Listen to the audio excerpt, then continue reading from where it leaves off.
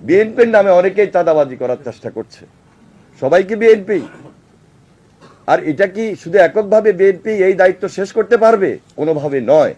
এই দায়িত্ব এই সরকারকেই নিতে হবে এবং সম্পূর্ণভাবে আমরা সহযোগিতা করার জন্য মেন্টালি রেডি।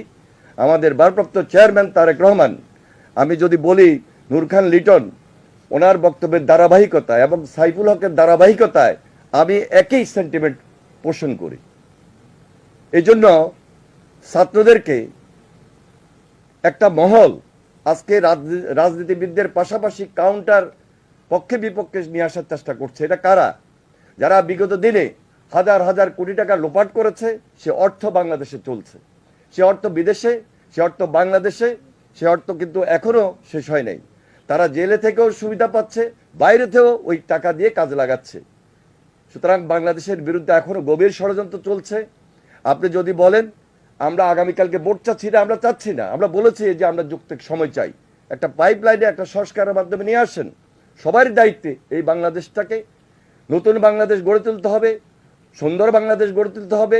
আমাদের ভারপ্রাপ্ত চেয়ারম্যান জনাব তারেক রহমান খুব স্পষ্ট ভাষায় তিনি এই চাঁদাবাজদের বিরুদ্ধে এবং এই যে যারা আজকে দেশের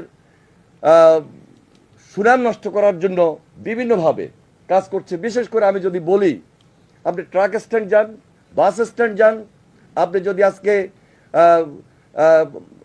গার্মেন্টসের জুট সেখান থেকে আনা নেওয়ার কথা বলেন, বালুমহল বলেন, আপনি যদি আজকে সিএনজি কালেকশন বলেন, আপনি টেম্পো কালেকশন বলেন, আপনি যদি হাট বাজার কালেকশন বলেন, এই কালেকশন অবশ্যই গভর্নমেন্টের অধীনে নিয়ে আসতে হবে এবং সেটা অবশ্যই কোনো পার্টি, কোনো দলীয় অবস্থান থেকে এটা করার কোনো সুযোগ নাই। যদি এটা চলতে থাকে তাহলে শুধু বিএনপি নয়, কোনো রাজনৈতিক দলের পক্ষে এটা থামানো এই মুহূর্তে সম্ভব হবে না। এই জন্য অন্তর্বর্তীকালীন সরকার তাদেরকে কঠিন পদক্ষেপ নিতে হবে এবং এই কঠিন পদক্ষেপকে সকল রাজনৈতিক দল এবং যারা ছাত্র আমাদের ভাই এই প্রজন্ম তারা অবশ্যই এটাকে সমর্থন করবে।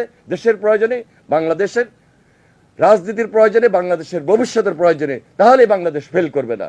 আমরা বাংলাদেশ জাতীয়তাবাদী দল এই সরকারকে সম্পূর্ণ সহযোগিতার হাত বাড়িয়ে দিয়েছি এবং বলেছি যে কোনো মুহূর্তে যে কোনো সিদ্ধান্ত গ্রহণ করবেন সেই জন্য আমরা প্রস্তুত আছি। ধন্যবাদ সবাইকে। আসসালামু আলাইকুম।